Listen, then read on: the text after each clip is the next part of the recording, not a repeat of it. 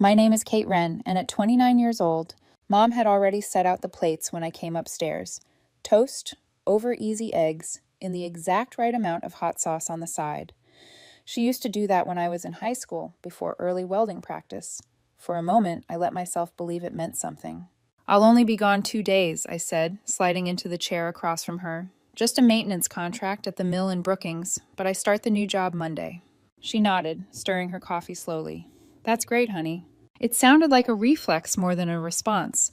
Her eyes didn't leave the phone beside her, even when I smiled. "I know it's not a big company like Maroc was, but it's solid pay, full-time benefits. I'll finally be able to pay off the last of what I owe you." Still no eye contact, just a distracted hum. She typed something and tilted the screen away from me. I focused on my eggs. "Don't make it weird," I told myself. She let me stay when I needed it. She didn't have to. When I stood to rinse my plate, she looked up finally and said, "Drive safe." "I will," I said. She kissed my cheek a little too quickly and pulled me into a side hug, like we were performing for someone who wasn't there. Then she went back to her phone. The morning sun cast long shadows as I walked to the car. My duffel bag clanked from the welding gear. I placed it in the trunk like I was packing a new beginning. And as I pulled out of the driveway, I looked back once and saw the curtains move. Just a sliver, just enough. I turned onto our street around 6:32, hours earlier than planned. The job had wrapped up faster than expected, and I was eager to crawl into bed. My hands still smelled like hot steel and burnt rubber, familiar grounding. But as I slowed in front of the house, I saw them. Black garbage bags. Dozens, lined along the edge of the front lawn. Some torn open, spilling socks, sweaters, notebooks, even my welding gloves into the patchy grass near the gate. My duffel bag sat upright, like it had been thrown and landed wrong. My gaming monitor leaned crooked against the mailbox, unwrapped, exposed, and standing just beyond the bags. If you have ever felt betrayed by the people who should have been your biggest supporters, let me know where you are watching from. My mother, holding her phone like she was filming a cooking demo.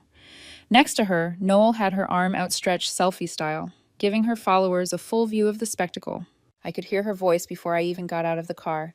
And there she is, back from another business trip, still owing $8,000 in rent. Watch closely, folks. This is what entitlement looks like. Griffin paced like a bouncer with nowhere to go. When he saw me approaching, he smirked, walked up to one of the bags, and kicked it hard enough to send my book skidding into the dirt. "Finally," he muttered, "the family freeloader is out for good." I opened my mouth, but nothing came out. My chest felt like someone had flipped a switch and drained all the air. My mom raised her phone and narrated, her voice polished and performative. "Kate Wren, 29, living in my basement for months like a parasite. No more. This is your eviction notice, public and permanent." Some neighbors stood frozen on their porches. Mrs. Valen across the street held her dog leash with both hands, expression unreadable. Mr. Linton filmed from behind a bush. No one moved. No one said anything. I bent down slowly, picking up the hardcover that had slid from the bag. The cover was bent. I straightened it, set it aside, picked up the next item. I didn't cry. I didn't scream. I just kept loading my car, piece by piece, while Noel's voice rang out from behind me, narrating every step like it was her job. I closed the trunk gently and turned around one last time. They were still filming, still grinning. "Enjoy the show," I said quietly. "You'll be hearing from me soon."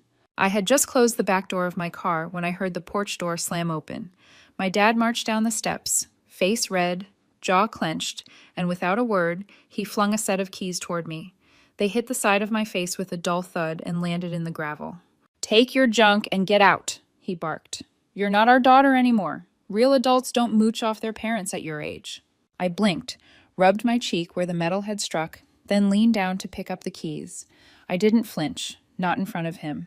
He stood there, arms crossed, waiting for some dramatic meltdown. Noel had her camera angled for a better shot. Griffin was pacing again, grinning like this was a game he'd already won. I opened the driver's side door, climbed in, and shut it with deliberate quiet. Before starting the engine, I looked through the window at all three of them. Mom, with her rehearsed indifference. Noel with her manufactured disgust. Griffin with his practiced cruelty. Then I looked at my dad. He didn't break eye contact, but something flickered. Confusion, maybe, when I didn't break either. I turned the key, pulled away slowly, and didn't look back. I drove aimlessly for a while. The familiar streets of the neighborhood blurred into each other. At some point, I ended up in the grocery store parking lot, headlights off, engine running, just sitting there with both hands on the wheel. It wasn't until I reached Elena's apartment, her porch light still on, that I remembered the envelope. It had been sitting at the bottom of my filing bin for over a year. Thick paper, no return address, just my name in my grandfather's unmistakable handwriting. He'd given it to me at the hospital a few weeks before he passed. Said, "Don't open it unless things get bad." I never thought I'd need to, but now everything inside me said, "Open it." I set my overnight bag on the floor, pulled the envelope from the side pocket, and laid it across my knees. Lena made tea and set it on the table beside me, then slipped into her room without asking questions. She knew I'd talk when I was ready. I stared at the envelope for a long time before I opened it. The flap came up cleanly, like it had been waiting patiently all this time. Inside was a folded letter, several notarized documents, and a business card from a law firm downtown. The letter was shorthand written. "Kate, if you're reading this, it means they've done what I feared. I couldn't protect you from them while I was alive, so I'm doing it now. I've placed part of the house, the lake cabin, and the shop building in your name. It's all legal, all documented. You don't owe them anything. Not apologies, not silence, not guilt. This is for when they forget what you're worth. Grandpa." The room blurred, my fingers trembled, not from sadness, but something sharper, something like clarity. The documents backed it all up, a living trust. My name was listed next to percentages: 40% of the family home, 50% of a lake cabin in Coos County, 35% of the commercial building my dad's business ran out of on Riverdale Street. The business card at the bottom read, "Arthur Dorsey, Estate and Property Law." The next morning, I called. His receptionist hesitated until I mentioned my grandfather's name, then offered me a last-minute slot that afternoon. Mr. Dorsey's office was in an old stone building near the university, mahogany furniture, quiet ticking clock, walls lined with legal volumes. He remembered me immediately. "You used to come with him to meetings," he said. "Always brought that little red sketchbook." I nodded. He reviewed the documents carefully, flipping through with the kind of precision only decades of practice could build. When he looked up, his expression was unreadable, but his voice was firm. "It's all valid.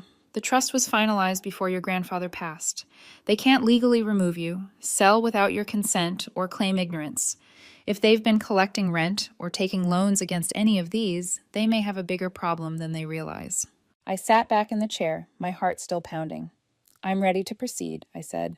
He leaned forward slightly. "Then let's begin." The first text came that night. Noel, 8:47 p.m. "Hey, hope you're not mad. The stream wasn't meant to embarrass you. It was just content. You know how the algorithm is." I didn't answer.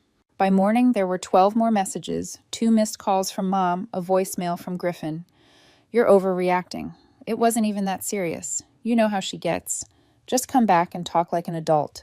I forwarded everything to Mr. Dorsey. By midday, Dad's number lit up my screen. "Dad, 1:14 p.m. We need you to sign a few things. No drama, just paperwork. No explanation, no apology, just instructions, like I was an employee who missed a deadline." Mr. Dorsey responded on my behalf with a brief formal notice that all future communication should go through his office. He CC'd their family lawyer. I turned off read receipts and let the silence do the work. I spent the next few hours organizing the few things I had salvaged. Lena had cleared a shelf for me, and I stacked my books there, less than half my collection, but enough. I folded the clean clothes, placed the monitor carefully by the desk, and stared at the dent in its frame. Then I picked up a pen. It had been years since I kept a journal, but that night I opened a blank notebook and wrote a single line. They only listened when I stopped explaining. The words came easier after that. Not rage, not revenge, just observations. What I saw in their eyes, what I didn't see in their hearts, what I had mistaken for safety, what I would never unsee again. By the time I closed the journal, my phone was still vibrating every few minutes. Noelle's voice memos, Griffin's passive-aggressive guilt, Dad's insistence. I turned the phone face down and let it buzz into the mattress. They were loud. They had always been loud. But this time, my silence said more than their shouting ever could. Mr. Dorsey called 2 days later, his voice calm but clipped. "We've finished reviewing the income history on the properties," he said. "Your parents and brother have been collecting rent from the lake cabin and the commercial building. None of it disclosed to you." I closed my eyes. "How much?" "Just over $50,000. 3 years of tenant payments. Your share wasn't even acknowledged," he said. Acknowledged, like it was a clerical oversight. We both knew better. By the end of the day, certified letters had gone out to the family's legal representative, outlining the exact amount owed and my ownership percentages. Mr. Dorsey had also contacted the banks involved with the business loans tied to the commercial property. If they had approved financing without all stakeholders' signatures, they were at risk too. The silence that followed was different this time. Not stunned, not wounded, calculating. 3 days later, Griffin showed up at my new job. It was a quiet Tuesday afternoon. I had just clocked out for lunch and was heading toward the back parking lot when I saw him leaning against the side of my car, arms folded, phone in hand. I kept walking, didn't stop. "Kate," he said, tone too casual, "you got a minute?" I kept the keys in my grip, ready. He stepped into my path. "We need to talk." I looked him straight in the eye. "You're trespassing. Move." He leaned in, voice low and tight. "You're tearing the family apart over some technicality. That money wasn't yours. You want to play this lawyer game? Fine. But it won't end the way you think." I didn't flinch. "Step away from my car." A couple of coworkers appeared by the exit. One of them called out my name. Griffin turned to look, then stepped back, muttering something under his breath. "I won't say it again," I said, pulling out my phone. "This is harassment. You need to leave." Security met me by the door minutes later. By then, he was already gone. Back inside, I filed an incident report with the front office and sent the footage from the parking lot camera to Mr. Dorsey. He replied within the hour. Noted and logged. Proceeding as discussed. They had made the first move. Now they would learn what it felt like to play defense. They came on a Thursday evening just after sunset. I heard the knock first, sharp and impatient, then the voices, too many of them. I walked to the door without opening it. The security camera feed on my phone confirmed what I already suspected. All 4 of them. My mother, clutching a tissue. My father, with arms crossed and jaw locked. Griffin, leaning against the wall like this was beneath him.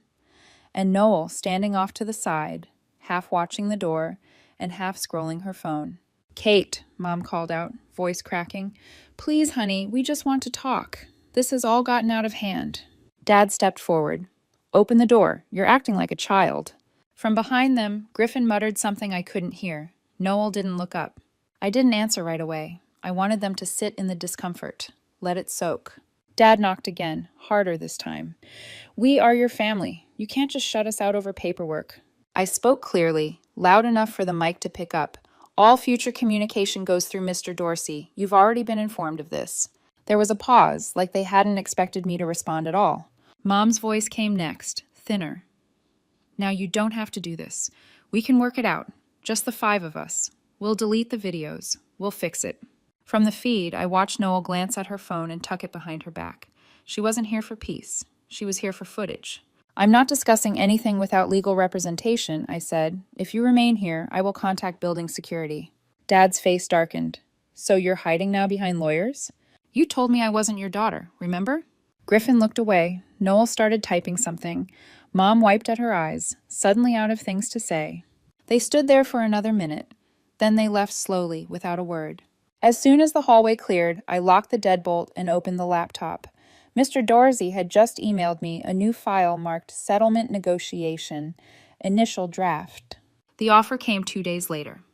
Their attorney emailed Mr. Dorsey with a proposal. They would transfer full ownership of the lake cabin to me if I agreed to forego any claims on the back rent or future income from the commercial building. Mr. Dorsey didn't even hesitate. "We reject," he wrote back, "and we restate our original terms." The cabin was worth less than 1/3 of what I was owed. They thought I'd take the bait, let them off the hook in exchange for peace and a symbolic hand-me-down. But I wasn't interested in symbolism. I wanted acknowledgement. I met with Mr. Dorsey the next morning and laid out what mattered to me. A formal payment plan for the unpaid rent, a third-party property management company to handle all future income, and a written admission of financial misrepresentation. "I want it in writing," I said, "and I want it signed." He nodded once. "Then that's what we'll demand." While negotiations crawled, their cracks began to show. Noel lost over 5,000 followers in a week. Someone from high school had recognized me in her stream and started posting receipts. A few of her sponsors dropped her. She deleted the eviction video, but the internet doesn't forget. Dad's business took a hit too. Turns out one of his clients saw a clip and decided not to move forward with a project. Then a loan application got flagged. When banks started reviewing ownership documents, the trust surfaced. Mom stopped texting. Griffin sent one angry email that Mr. Dorsey forwarded without comment. Noel tried calling twice. I didn't answer. When their lawyer finally responded, the tone had changed. Less aggressive, more careful.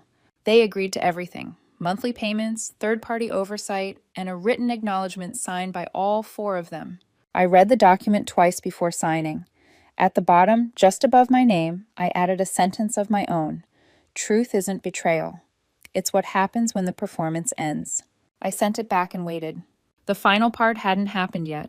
They still had one more thing to do. The apartment was small, but it was mine. One bedroom, uneven floorboards, and a draft in the kitchen window that whistled when the wind picked up. But the lease was in my name, and the first month's rent came straight from my paycheck at the new welding job.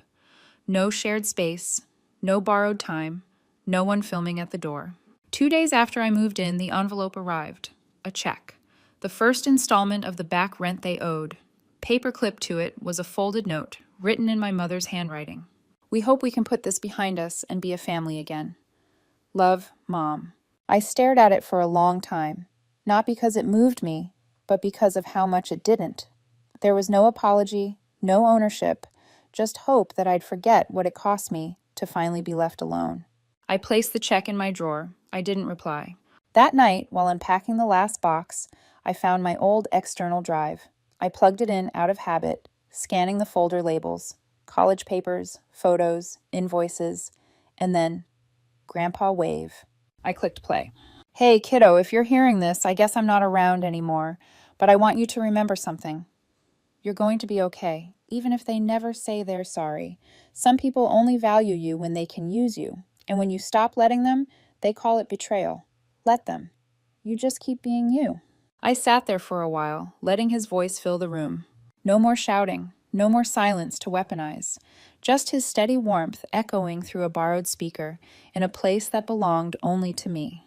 I pressed save, backed up the file, and placed the drive in the drawer next to the